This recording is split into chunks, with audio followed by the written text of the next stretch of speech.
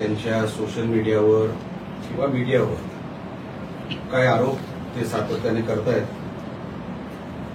आणि त्यांनी काही पोस्ट केले त्यांच्या सोशल मीडियावर, काही फोटो टाकले आहेत. त्याच्यामध्ये आमचे शिवसेनेचे मुख्य नेते सन्माननीय एकनाथ शिंदे साहेब आहेत, मी आहे, सन्माननीय रवींद्र फाटक साहेब आहेत. असे वेगवेगळे त्यांनी काही फोटो टाकले आणि त्यांना एका केस बद्दल बोलायचं. आता ते किती खोटं बोलतायत हे मी तुम्हाला काही वेळात सांगणार आहे, पण त्या केस बद्दलची जी काही माहिती आहे जी आपल्याला कदाचित तारखेनुसार नसावी, म्हणून मी तुम्हाला त्या केस संदर्भात फक्त माहितीसाठी आपल्याला मी सांगणार आहे. वैभव नाईक सांगतायत की ही केस रजिस्टर झाली आहे 2 वर्षापूर्वी. अशी कुठलीही केस रजिस्टर झाली नाही 2 वर्षापूर्वी. केस रजिस्टर झाली आहे 9 एप्रिल 2025. ती त्यांच्या मामी किंवा नातेवाईकांनी जी काही केली, त्यांचं नाव आहे मालती चव्हाण.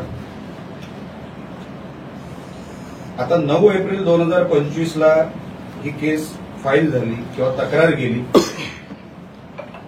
त्याच्या अगोदर 27 फेब्रुवारीला डिजिटल एका न्यूज चॅनलवर ही बातमी आली. वैभव नाईकांच्या म्हणण्यानुसार 2 वर्ष जुनी ही केस आहे, बरोबर आहे. आता त्यांनाच मी कोट करतो जे वैभव नाईक परवाच्या मीडियाच्या त्यांच्या त्या ह्याच्यामध्ये बोलले, पत्रकार परिषदेमध्ये बोलले. हा वैभव नाईकांचा कोट आहे जो मी करतोय. कोट, खरं तर 2 वर्षापूर्वी ही घटना घडली आणि दबक्या आवाजात त्यावेळी सुद्धा चर्चा होती. आता जर तुम्हाला 2 वर्षापूर्वीच दबक्या आवाजात ही केस होती असं कळलं, तुम्ही तेव्हा आमदार होतात, आपण त्याच्यावरती आवाज का नाही उठवला?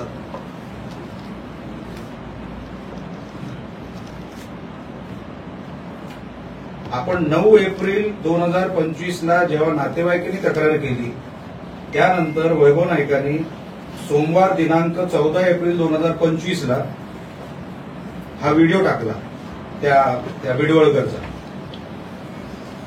पण ते पोलिसांकडे अगोदर गेले नाही. पोलिसांकडे ते गेले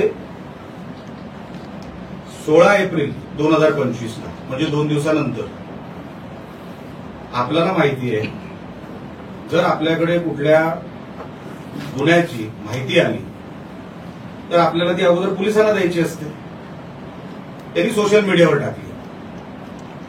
आता टाकली आणि त्यानंतर ते 16 एप्रिलला गेले. आता ते म्हणतील नाही, आमचा तुमची सत्ता आहे, पोलिसांवर आमचा विश्वास नाही. मग 2 दिवसानंतर विश्वास कसा बसला? तुमचं तर डेलिगेशन गेलं पोलिसांना भेटायला.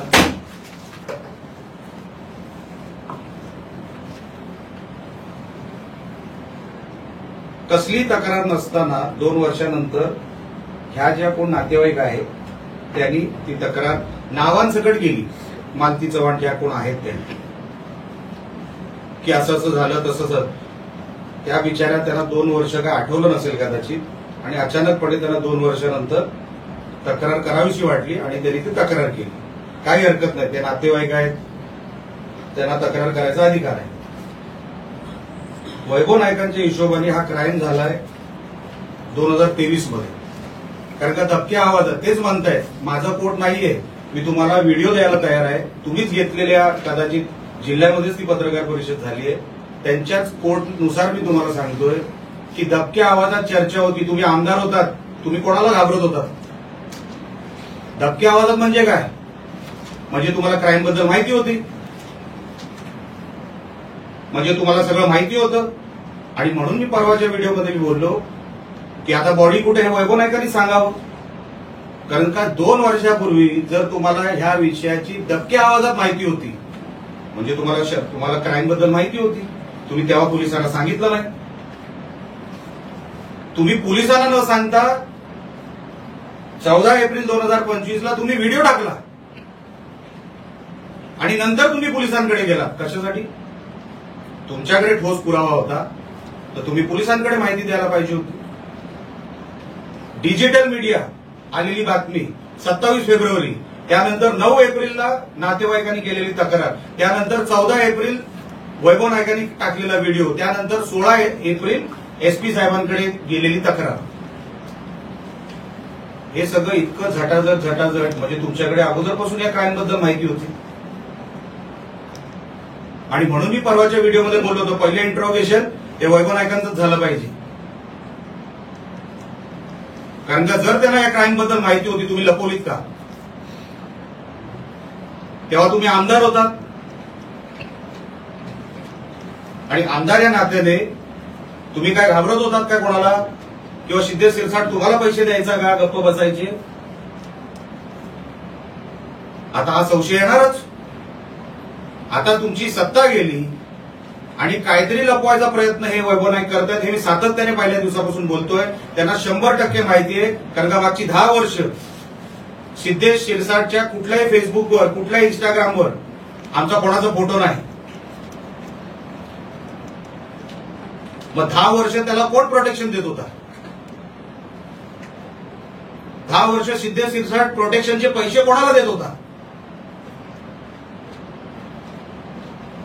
जीवनमान 3 पटीने सुधारलं मागच्या 10 वर्षामध्ये.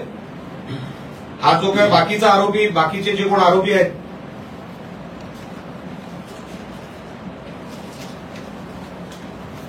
गणेश नार्वेकर,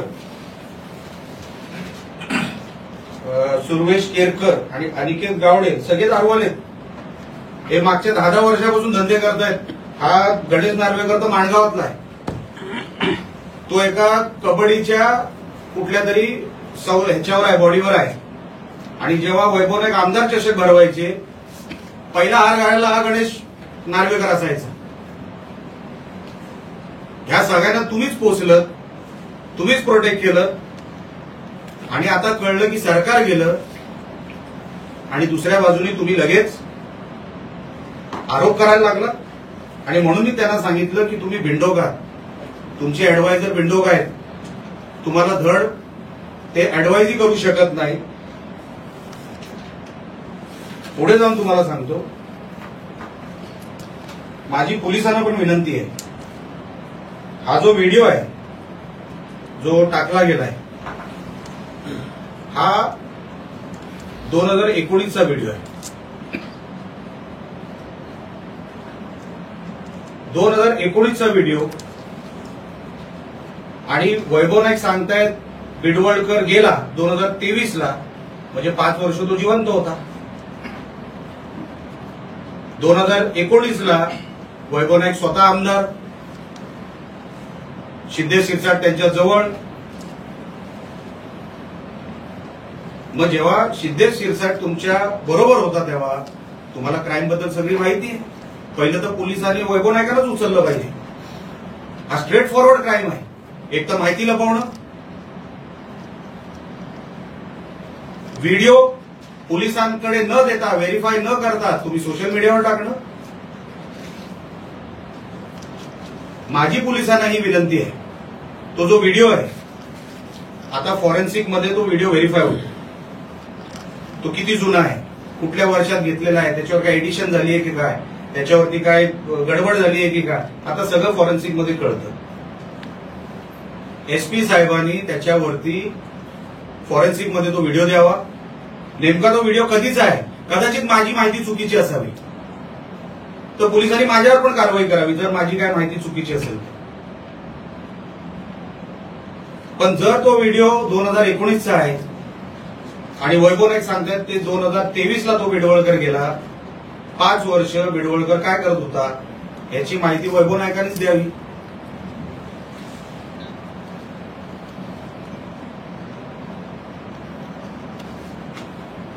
आणि एसपी साहेबांनी हा व्हिडिओ अगोदर व्हेरीफाय करावा. कारण का व्हेरीफाय केल्याशिवाय आपल्याला कळणारच नाही की व्हिडिओ कधी आहे आणि घातपात कधी झालाय. व्हिडिओचाच आधार घेऊन वैभव नाईक सांगतायत ना की घातपात झालाय, तर व्हिडिओ कधीचा आहे आणि घातपात कधीचा झालाय. आता एसपी साहेब तुमच्याकडे आहे बॉल कोर्टात. माझं कोणाचंही बाजू घ्यायची माझा काही विषय सुद्धा नाही. सगळ्यांवर कारवाई करा, आमचे कोण असतील आमच्यावर पण कारवाई करा, कोणालाही सोडू नका एसपी साहेब याच्यामध्ये. आणि माझी 100% मला माहिती आहे याच्यामध्ये वैभव नाईकांना माहिती आहे की बॉडी कुठे आहे? वैभव नाईक बोलतात की मी डीपीडीसी मध्ये एसपी साहेबांना असं सांगितलं की तुम्ही 2 वर्ष जुनी केस का उघडली? तुम्ही सगळे पत्रकार, बहुतेक पत्रकार तिकडे होतात. माझं वाक्य आहे का ते? माझं वाक्य काय होतं की एसपी साहेब तुम्ही 2 वर्ष जुनी मर्डर मिस्ट्री सॉल्व्ह केली, तुमचं अभिनंदन आहे. आता असंच तुम्ही ड्रगचा बिझनेस जो आहे तो उद्ध्वस्त करा, तो नेस्तानाबूद करा. कारण का ड्रग्जवर पण कडक कारवाई, कडक लक्ष देणं गरजेचं आहे, हे माझं वाक्य. पण ड्रग्जवाले काय तुम्हाला पैसे देतात का वैभव नाही? ड्रग्जचा विषय तुम्ही सोयीस्करपणे काढून टाकला, म्हणजे जिल्ह्यामध्ये ड्रग्जच यावे असं तुम्हाला वाटतंय का? मी एसपी साहेबांचं अभिनंदन केलंय की तुम्ही 2 वर्ष जुनी मर्डर मिस्ट्री सॉल्व्ह केली. रेकॉर्डवर बोललोय, बंद दरवाज्यामध्ये नाही बोललो. सगळे पत्रकार तुम्हीच होतात तेव्हा तिकडे. मी अभिनंदन केलं एसपींचं आणि त्यानंतर मी त्यांना बोललो ड्रगवर पण कडक कारवाई करा. पण सोयीस्करपणे वैभव नाईक यांनी ड्रग हा विषय बाजूला काढला. कदाचित जसा 10 वर्ष सिद्धेश शिरसाट यांना पैसे द्यायचा, ड्रगवाले यांना पैसे देत असतील म्हणून झाकायचा प्रयत्न. ही केस भिजत ठेवायची, म्हणजे ड्रगचा जो काही इन्कमिंग पैसा तो येत राहणार. कदाचित हा त्यांचा प्रयत्न आहे. आणि म्हणून मागच्या 2 वर्षामध्ये तुम्हाला क्राईम माहिती होता, पण तुम्ही पोलिसांना नाही सांगितला, तुम्ही लपवून ठेवला. हा स्वतः एक क्राईम होता. तुम्ही सगळ्या जगाला जे काय तुम्हाला कुठून इन्फॉर्मेशन मिळाली, मी हेही समजू शकतो. चला आम्ही लोकप्रतिनिधी आहे, तुम्हाला व्हिडिओ नंतर आला असेल, काही हरकत नाही. तुम्ही तो पोलिसांना का नाही दिला? तुम्ही तो पोलिसांना न देता तुम्ही तो तुमच्याकडे ठेवला. तुम्हाला त्याच्यावरती राजकारण करायचं होतं, तुम्ही त्याच्यावरती राजकारण केलं. त्यानंतर हे सगळं जेव्हा चालू होतं, रोज उठून एक नवीन आरोप काहीतरी ते करत बसतात. माझं काही म्हणणं नाही.